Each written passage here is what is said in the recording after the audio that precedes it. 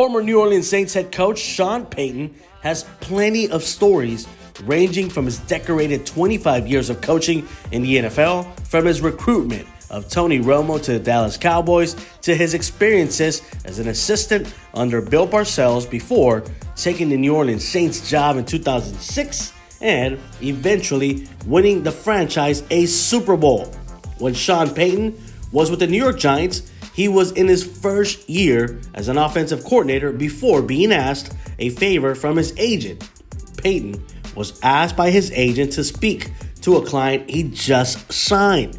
That client was none other than the greatest quarterback of all time, Tom Brady. He explained how everything went down on the Greenlight podcast with Chris Long. All right, so I'm in New York, and my agent is Don Yee, and Don also represents Tom Brady, Payton said.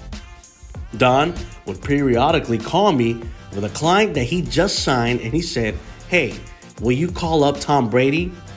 He's at Michigan, and I've gotten, and just help him out with a few things that would be important for him at the combine." Basically, I remember it being a half an hour phone call on what's important.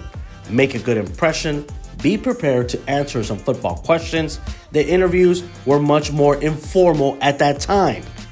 Payton did not have enough pull in the New York Giants front office to actually convince the team to draft Tom Brady, grading him as late third or early fourth round player going out of that draft. The Giants did not draft Brady, passing on him in favors of Ron Dayne, Cornelius Griffin, Ron Dixon, Brandon Short, Ralph Brown, and Donnie Jones. 5 of those players played 7 years in the league, so it wasn't a total loss for the New York Giants. But then again, think about it. Had the Giants had Brady, maybe their luck would have been different and probably would have won countless Super Bowls and made countless Super Bowl runs. New York at that time had quarterback Kerry Collins, who was starting his run at a comeback player of the year candidacy with the Giants. Collins actually led the Giants to the Super Bowl victory in 2000, but that was the peak of his tenure with the franchise. Even he revitalized his NFL career in New York. The Giants' backup quarterback was none other than 34-year-old Jason Garrett, so there was room to add a backup like Tom Brady.